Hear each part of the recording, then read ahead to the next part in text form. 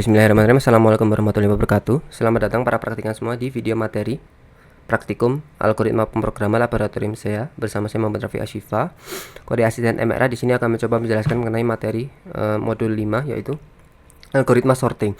Jadi apa itu algoritma sorting? Sesuai namanya, jadi algoritma sorting itu merupakan algoritma yang tujuannya itu untuk mengurutkan data berdasarkan aturan tertentu. Nah, aturan yang biasanya dipakai itu ascending atau descending kan ya. Jadi ascending itu berarti kita urutin dengan cara naik. Jadi dari data yang terkecil nilainya terlebih dahulu ke data yang terbesar. Nah, kalau descending itu berarti turun. Itu berarti dari yang paling besar, data yang paling besar kita urutin ke yang kecil gitu. Nah, jadi buat video materi kali ini aku langsung aja ke demo source code-nya. Jadi buat di video kali ini aku bakal nunjukin cara ngurutin data. Di sini aku pakai struct. Jadi aku bikin struct. Template-nya aku kasih nama manusia. Nah, manusia ini dia punya dua atribut. Dia punya dua atribut. Yang pertama itu nama sama umur. Nah, nanti data yang bakal kita urutin itu data Telkom ini ya. Pakai template manusia tadi yang udah aku bikin tadi. Itu aku kasih nama variabelnya Telkom. Dia bentuknya array. Kemudian ini data yang bakal kita urutin nanti. Nanti datanya kita urutin berdasarkan umur. Ini namanya, ini umurnya gitu. Nah, sebelum kita ke algoritma sortingnya, jadi nanti algoritma sorting yang bakal kita pelajari itu ada 3. Itu ada bubble sort, insertion sort, sama selection sort. Nah, sebelum kita ke algoritma sortingnya, aku tunjukin dulu mainnya. Jadi di integer main itu aku bikin variabel ukuran. Ukuran itu dia bakal ngitung, dia bakal nyimpan hasil dari ini variabel Telkom, array Telkomnya ini dibagi size of Telkom index 0. Jadi Telkom ini dibagi ukuran Telkom ini dibagi per satu datanya ini. Jadi pada dasarnya ukuran ini nanti hasilnya 10. 10 itu 1 2 3 4 5 6 7 8 9 10 gitu.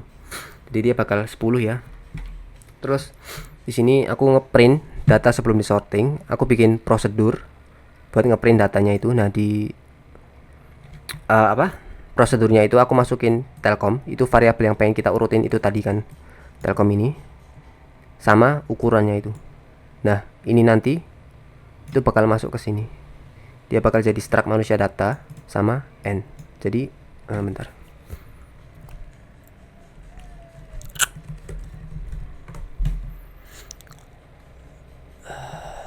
Ya, jadi nanti Telkomnya ini dia bakal masuk ke sini. Nah, size-nya ini dia bakal masuk ke sini. Jadi n bakal jadi data sama n. Itu berlaku juga buat ini nanti, parameternya ini. Jadi itu ya. Oke. Nah, pertama kita masuk ke bubble sort dulu. No. Loh.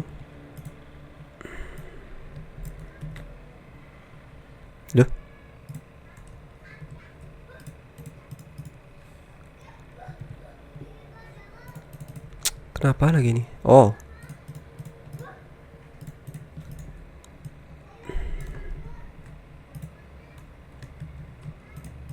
Ini kenapa sih? Yaudah. Kita masuk ke bubble sort. Jadi ini buat template bubble sort. Ini kalian ikutin aja. Kalau nggak salah ini juga ada di modul. Jadi di bubble sort ini kita pakai 2 perulangan for. Untuk perulangan for yang pertama itu kita pakai integer i sama dengan 0. Kemudian i kurang dari n-1. Tadi kan n-nya ukuran ya. Ukuran ini. N itu ukuran, jadi dia 10. Jadi 10 kurangi 1 9. Nah, 9 tuh nunjukin apa? 9 tuh nunjukin indeks ya. Jadi kan ini ada 10 tadi. 1 2 3 4 5 6 7 8 9 10. Nah, ada 10 data. Indeksnya itu mulai dari 0. Jadi ini 0 1 2 3 4 5 6 7 8 9. Makanya di sini tuh n-1 itu. Jadi itu buat 9 ya. Nah, perulangan for yang pertama ini buat nunjukin iterasinya, iterasi bubble sortingnya itu nanti bakal aku jelasin. Kemudian untuk perulangan yang kedua kita pakai J J-nya kita mulai dari 0. Nah, J-nya itu N dikurangin I dikurangin 1. N dikurangin I dikurangin 1. Berarti kalau I-nya 0, jadi bakal berubah. Kalau I-nya 1, dia juga bakal berubah. J-nya ini nanti buat data yang mau kita bandingin itu nanti. Nah, logika sortingnya itu ada di sini. Jadi nanti data J itu bakal dibandingin sama J plus 1. Kalau misalnya data J itu lebih besar dari data J plus 1, itu dia bakal kita tuker. Nah, karena aku pakai struct, berarti di sini aku bikin variabel temporary dalam bentuk struct juga, pakai template manusia yang sama. Template manusia ini. Jadi temp itu kita masukin data J, kemudian data J jadi data J plus 1, J plus 1 jadi temp gitu. Jadi dia bakal nuker. Jadi bubble sort itu cara kerjanya dia bakal bandingin dua data yang berdekatan, kemudian kita tuker gitu ya. Ini kalau misalnya kita mau ngurutin secara menaik itu, langsung aja kita start. Jadi gini ya, ini sebelum disorting acak-acakan, kemudian ini udah disorting naik jadi 5, 9, 10, 11, 12, 14, 24 dan seterusnya. Gimana kalau misalnya kita mau ngurutin secara menurun gitu? Nah, itu gampang aja. If-nya itu tinggal kita ganti tandanya. Ini kan lebih besar. Nah, ini kita ubah jadi kurang dari gitu. Lebih besar, lebih kecil. Nah, ini nanti berubah gitu. Itu ya untuk bubble sort. Nah, sekarang kita lanjut ke visualisasinya. Ini buat visualisasinya. Ini datanya udah aku bikin sama ya.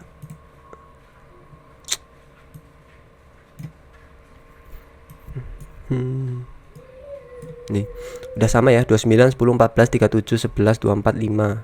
Udah aku bikin sama. Nah, visualisasinya tuh gini. Jadi tadi kan ya ada J sama J plus 1 gitu kan.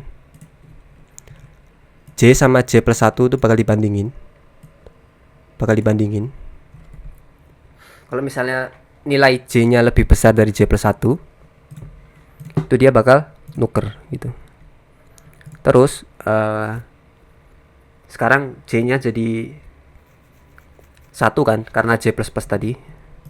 Ini J plus plus, ini J plus plus. Itu dia bakal naik nilainya. Jadi sekarang J-nya itu 1, kemudian J plus 1-nya jadi 2. Jadi variabel data yang indeks 1 sama indeks 2 bakal dibandingin. Terus kalau misalnya nilainya lebih besar dari, dia bakal nuker lagi. Nah, sekarang nambah lagi, sekarang jadi 2 sama 3. Mereka bakal bandingin. Terus kalau misalnya nilainya nggak lebih besar, nilai indeks J-nya nggak lebih besar dari J plus 1, itu dia bakal biarin aja kan, nggak bakal ditukar. Gitu terus. Nah, kalau misalnya udah sampai akhir ini, I-nya ini satu perulangan I-nya selesai gitu. Jadi udah satu iterasi, kemudian nilai I-nya nambah. Jadi ini iterasi pertama, sekarang iterasi kedua. Ini iterasi yang kedua. Dia bakal nuker lagi variabel yang berdekatan. Sekarang J0 sama J1 dibandingin, nilainya nggak lebih besar, jadi nggak ditukar. Ini dibandingin lagi. Kalau lebih besar ditukar, dibandingin lagi, ditukar, dibandingin terus. Nah, kalau udah sampai akhir, ini berarti udah ini ya, udah J kurang dari N min I min 1 kan. Udah. Tadi kan iterasinya udah iterasi kedua, berarti I-nya udah 1. Berarti sekarang ini jadi 9 kurangi 1 gitu kan. Berarti 9 kurangi 1 berapa tuh? 7. Berarti ini udah ke yang 8 kan. No, berarti udah selesai. Ini untuk iterasi kedua. Sekarang ini langkah iterasi ketiga. Masih sama, kita bandinginnya berdekatan. Terus ini udah 7, udah nggak memenuhi kan. Kita bandingin lagi, kita tukar lagi. Sekarang 6, 5, gitu terus. Ini buat bubble sort. Jadi sederhananya ya, bubble sort itu mereka ngurutin data yang saling berdekatan gitu. Kita urutin satu-satu. Itu kelebihan buat bubble sort ya, dia sederhana, tapi dia memakan waktu yang paling lama gitu. Itu buat cara kerja sama visualisasi bubble sort. Kemudian yang algoritma sort yang kedua itu ada insertion sort. Insertion sort ini cara kerjanya sedikit berbeda. Dia pakai satu perulangan for, satu perulangan while. Nah, perulangan for-nya itu kita pakai stepnya itu kita isi sama dengan 1. Kemudian stepnya kalau masih kurang dari n berarti masih ngulang gitu kan. Nah, terus kita bikin variabel namanya key. Karena aku pakai struct, jadi aku bikin struct juga. Nah, key-nya itu kita isi pakai data yang diwakilin index step. Jadi dia data 1 gitu kan. Kemudian kita bikin variabel namanya j-nya itu step min 1. Jadi dia 0 buat iterasi pertama. Kemudian dia bakal ini logika perbandingannya. Selama j-nya itu lebih besar dari sama dengan 0, kemudian data yang diwakilin j itu masih lebih kecil dari key, itu dia bakal ngetimpa nilai data j plus 1. Data j plus 1 dia bakal jadi data j, kemudian nilai j-nya ngurang. Kalau misalnya j-nya 0 kita kurangin kan jadi negatif 1 tuh. Karena negatif 1 dia bakal berhenti, karena udah nggak lebih dari sama dengan 0. Jadi ini tuh pada dasarnya buat keluar dari perulangan while-nya ini. Kalau udah keluar dari perulangan while, data j plus 1 nya itu bakal kita timpa sama nilai key gitu. Nah, buat visualisasinya itu ada di sini. Ini algoritma insertion sort. Jadi pertama dia bakal ngambil nilai step kan, stepnya itu tadi 0 kan, stepnya itu tadi 1 kan, ini step. Kemudian yang kuning ini tadi j-nya itu dapat dari step min 1 kan. Jadi ini step tuh yang 10, j-nya itu yang 29. Nah, karena dia cuma ada 2 data, jadi key-nya itu pasti ngambilnya yang paling kecil kan. Nah, yang paling kecil itu, kemudian dia cara kerjanya itu dia bakal nyisipin ke nilai yang di belakangnya.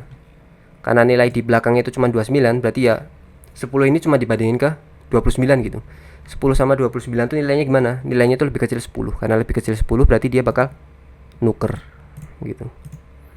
Nah, udah nih. Nah, sekarang stepnya itu jadi 2. Jadi 2. Kemudian dari 3 ini kita bandingin ke data yang kiri. Nah, 14 itu kita bandingin sama 29, kita bandingin sama 10. Nilainya ada di mana? Nilainya itu ada di tengah-tengah kan. Dia itu lebih kecil dari 29 tapi lebih besar dari 10. Maka 14-nya itu bakal kita sisipin ke tengah. Gitu. Kemudian ini ya, 37. Kemudian ini key-nya itu 29. Kita bandingin. Ternyata 37 itu nilainya yang paling besar dari semua data yang ada di kiri kan. 37 lebih besar dari 29, lebih besar dari 14, lebih besar dari 10. Jadi nggak kita sisipin kemana-mana. Nah, terus 11 nih. 11 ini stepnya. 11 itu step. Kemudian yang hijau ini key-nya 37. Kita bandingin sama 11. Nah, nilainya dia lebih besar kan. Nah, sekarang key-nya 29. Terus 14. Terus dibandingin sama 10. Nah, waktu key-nya 10 itu 10 enggak lebih besar dari 11 kan. Karena enggak berarti nilainya disisipin di sebelahnya 10 gitu. Jadi gitu cara kerjanya. Cara kerjanya dia pakai key sama pakai step. Jadi key-nya ini dia bakal ngebandingin sama semua data yang ada di kiri, sama semua data yang udah di sorting. Dibandingin semua ini satu-satu. Dibanding ke 37, 29, 24, 14, 11, 10, 5. Jadi cara kerjanya gitu. Itu buat algoritma insertion sort. Kalau misalnya mau ngurutin dari ascending ke descending gimana? Nah, itu masih sama ya. Ini tinggal ganti tandanya aja. Aduh. Ganti tandanya aja jadi lebih besar dari.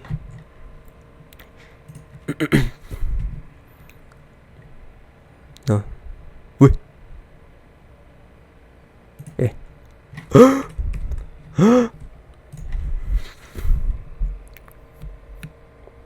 Ya, bener. Tinggal diubah aja tandanya. Tinggal diubah aja tandanya. Itu buat insertion short. Nah, sekarang yang terakhir yaitu algoritma sorting selection short. Nah, selection short itu gimana caranya? Cara kerjanya itu kita pakai 2 perulangan for. Masih sama kayak bubble sort, kita pakai 2 perulangan for kan. Nah, perulangan for yang pertama itu buat iterasinya, nunjukin jumlah iterasinya. Kemudian kita bikin variabel namanya minimal index. Nah, minimal index ini itu dia fungsinya buat nyimpen indeks yang mewakili nilai data paling kecil. Udah kan?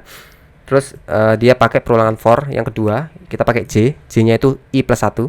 Jadi sama aja kayak indeks berikutnya gitulah. Jadi kalau i-nya 0 ya berarti j-nya 0 plus 1 gitu kan. Terus ini n kurang 1, ini n. Kemudian ini j plus plus. Nah, kemudian variabel logika sortingnya ada di sini. Jadi data yang diwakili indeks j itu bakal bandingin sama data yang diwakili indeks minimum. Kalau misalnya dia lebih kecil atau lebih besar, nah variabel minimum indeksnya itu bakal ditimpa sama j. Kemudian ini pertukarannya itu buat selection sort. Nah, cara kerjanya atau visualisasinya itu gini. Nah, ini selection sort kan. Kita sorting. Jadi dia pertama tuh dia bakal nge-scan kan. Nge-scan, dia bakal dari semua data ini dia bakal ngambil nilai yang paling kecil, gitu kan. Tuh. Jadi awalnya dia dapat 29 nih, 29.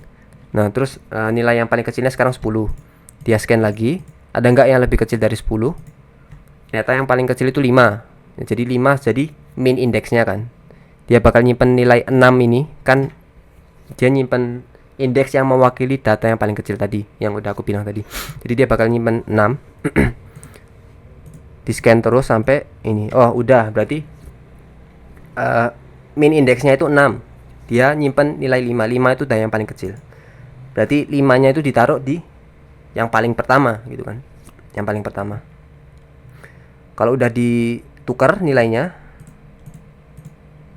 5, ini ditukar sama yang data pertama itu tadi, yang nempatin posisi pertama itu tadi. Kalau udah, dia bakal nyeken lagi nilai yang paling kecil kedua setelah 5. Dia scan nilai yang paling kecil kedua setelah 5 itu ternyata 9. Oke. Nah, 9 ini bakal ditukar ke posisi kedua. Dia bakal tukeran sama 10. Udah kan, udah selesai kan. Nah, dia bakal nyeken lagi, ngambil nilai yang paling kecil ketiga.